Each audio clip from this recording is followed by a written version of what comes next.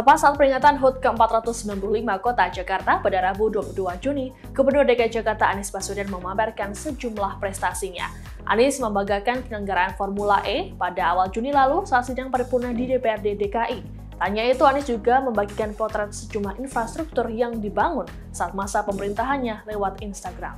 Dilansir oleh Kompas.com, Anies mengatakan ajang Formula E di Jakarta International E-Prix Circuit berlangsung dengan sukses. Penyelenggaraan ini pun membuat Jakarta dikenal baik oleh dunia. Dalam peringatan HUT Jakarta tahun ini, ada beragam acara yang digelar oleh Pemprov dan diberi nama Jakarta Hajatan.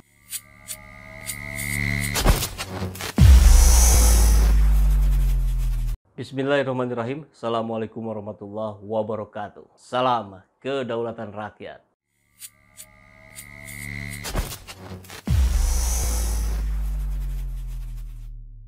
Sahabat semua, momen Hasto PDIP mempertanyakan dengan tertawa-tawa di hadapan para wartawan, sebutkan 7 prestasi Anies. Ini kemudian membuat banyak sekali orang menjawab. Jawabannya macam-macam, ada yang 7, ada yang 8, ada yang 9, ada yang 26. Luar biasa ya. Jadi apa yang dilakukan Hasto itu seperti menantang netizen gitu. Walaupun dia tanyanya ke wartawan. Tapi kan kita tahu hari ini, apa yang disampaikan di depan kamera, maka itu adalah konsumsi publik. A, si B, tanya aja prestasinya. Pak Anies, dari beritanya pakai tanda kurung misalnya. Sebutkan 7 prestasinya apa? Misalnya gitu. Pasti bingung jawabnya saudara-saudara sekalian. Ini disampaikan Hasto dan langsung disambut tawa peserta yang hadir di acara pelantikan pengurus Taruna Merah Putih di kantor DPD PDIP Jakarta Tebet Jumat 22 Juli yang lalu. Ya, luar biasa ya. Hasto menyebut nama Anies. Kenapa nggak misalkan Prabowo gitu ya? Atau Ganjar, atau Puan. Itu relevan. Ketika disebut jawabannya pasti bingung, itu relevan. Karena kan bingung juga kita menyebutkan 7 prestasi Prabowo, 7 prestasi Ganjar, 7 prestasi Puan apalagi. Tapi kalau Anies, ini salah besar.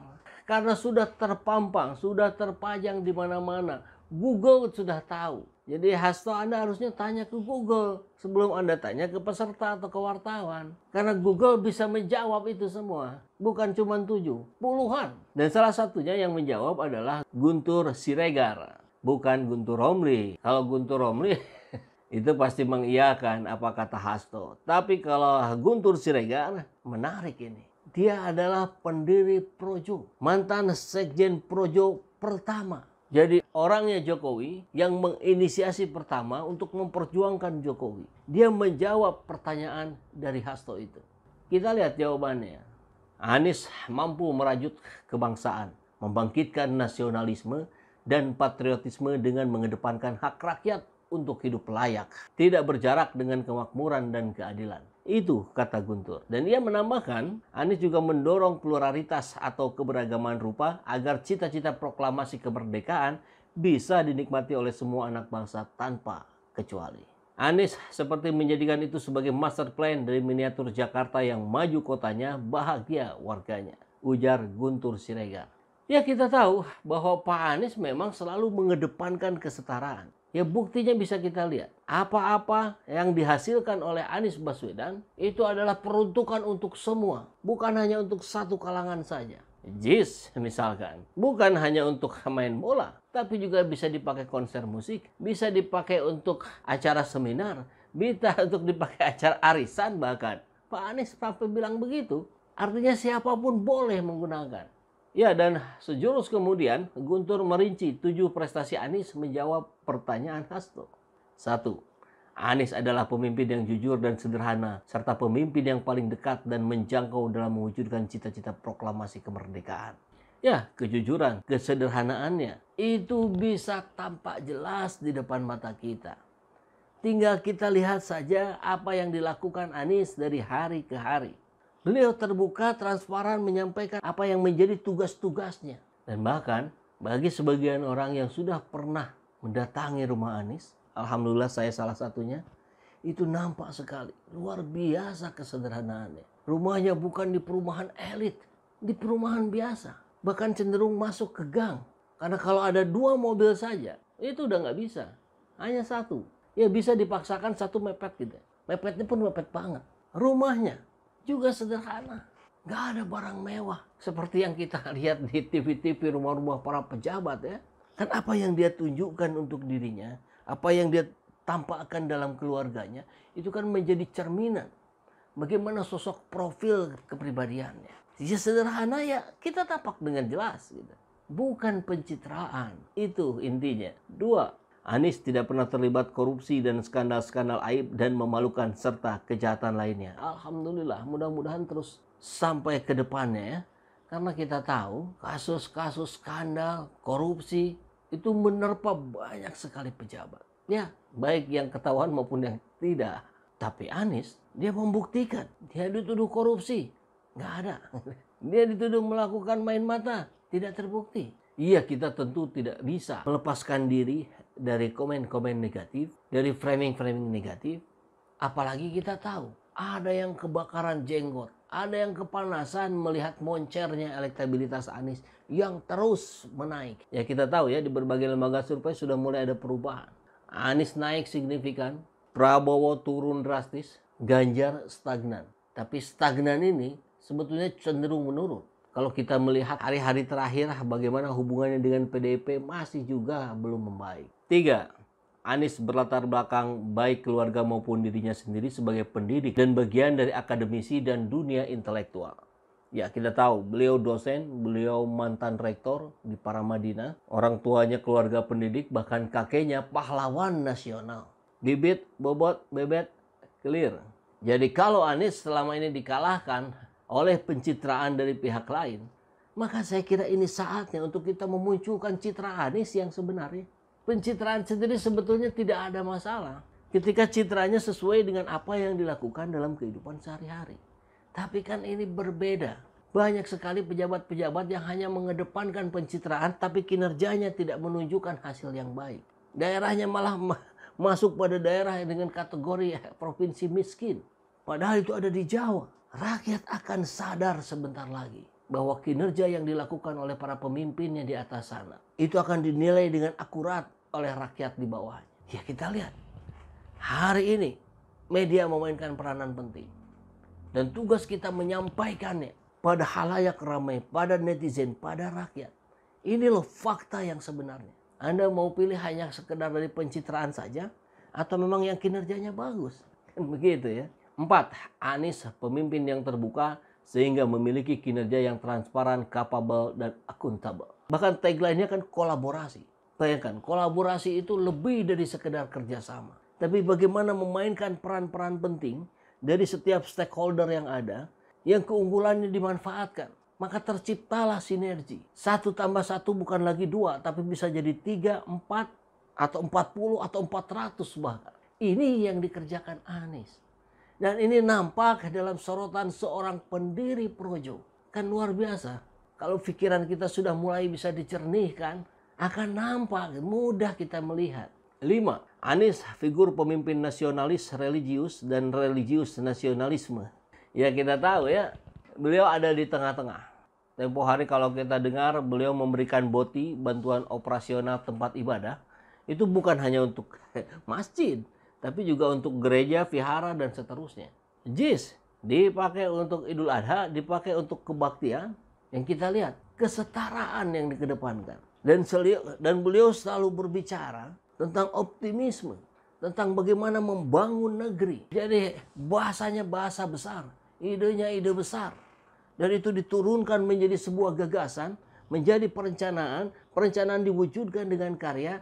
Akhirnya apa? Karyanya diapresiasi. Karena karya tidak bisa berbohong. Ya tentu ada 1-2 kelemahan, saya kira itu wajar. Karena Anies bukan malaikat. Religius jelas. Dalam setiap perbincangan, dalam setiap diskusi selalu muncul bahwa apa yang terjadi hari ini adalah sebuah takdir.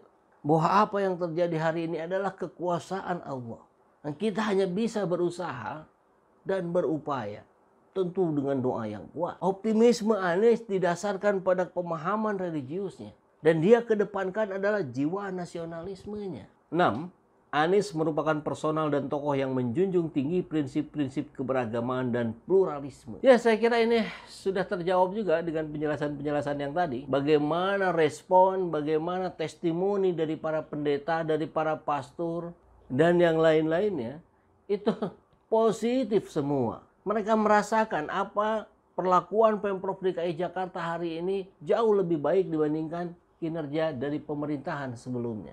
Itu sudah mudah kita baca. 7. Anies identik sebagai pemimpin yang cerdas, berwibawa, dan santun. Selain sosok yang hangat, murah senyum, merangkul semua realitas komunitas dan potensi yang ada dengan pendekatan kemanusiaan. Betapapun kebencian dan sikap permusuhan kerap kali menyerangnya. Ya, ini memang tidak bisa disetarakan ya. Kalau orang berbuat baik maka semua akan mendukung. Ya, Rasulullah Nabi Muhammad SAW saja. Ya, ada juga pembencinya, ada juga yang memusuhinya. Cuman kita bisa semakin jelas, semakin tahu. Ketika kita ada di posisi yang benar, maka yang menyerang kita adalah, kan begitu. Ketika kita mendekat kepada Allah Subhanahu wa Ta'ala, kemudian masih ada yang menyerang, maka dia adalah mudah juga kita sebutkan. Tapi seorang Anies Baswedan, meskipun menghadapi tekanan yang luar biasa dari segala penjuru arah, beliau tetap rileks, tetap tenang, tetap santai. Itu jelas terbukti dalam banyak momen-momen ketika beliau berhadapan dengan persoalan-persoalan besar. Ya, saya kira saya berikan apresiasi buat Guntur Siregar. Ingat, bukan Guntur Romli, Guntur Siregar. Dan kalau kita simak apa yang dipaparkan oleh Guntur Siregar barusan, ada 7 hal. Itu tentu lebih bersifat psikologis ya. Menjunjung tinggi keberagamaan, berwibawa, sosok hangat, santun, dan seterusnya. Itu profil kepribadian. Dan ini menguatkan kalau selama ini kita tahu bahwa apa-apa yang didorong oleh para pecinta, para pendukung Anies Baswedan itu adalah prestasi-prestasinya. Kita harus paham dan mengerti bahwa tidak ada prestasi tanpa profil kepribadian yang bagus, tanpa kondisi psikologis yang mendukung. Kan kalau kita mau lihat buah karyanya apa? Ya jelas, Formula E, JIS, integrasi transportasi, aplikasi Jaki yang mendapatkan penghargaan terbaik di Asia Tenggara. Itu mudah kita googling. Bahkan pajak bumi dan bangunan yang digratiskan untuk yang nilainya di bawah 2 miliar. Luar biasa ini. Di daerah lain nggak ada. Mungkin sudah ada yang mengikuti ya. Mudah-mudahan. WTP 5 kali berturut-turut. Itu yang tidak pernah diraih oleh gubernur sebelumnya, Ahok. Jadi ujungnya mudah saja lah. Buat Hasto dan orang-orang yang tertawa di sana, kita balikan saja. Anda punya nggak kader yang seperti Anies Baswedan? Yang menunjukkan profil psikologis yang begitu bagus dan menarik. Hasilnya sebuah karya yang luar biasa. Di sana, di PDIP, ada tidak? Puan. Nah, sekarang kita masuk. Bagaimana prestasi Puan Maharani? Mari silakan tunjukkan profil kepribadiannya, kemudian tunjukkan hasil karyanya. Sehingga ke depan Hasto kalau berbicara harusnya lebih berhati-hati. Jangan sampai menjadi blunder seperti ini. Yang malukan Anda sendiri. Yang malukan PDIP. Prestasi itu bukan cuma kata-kata. Kalau itu nyata. Pak Anies sudah menunjukkannya. Orang yang bermata pasti tak akan menolak fakta.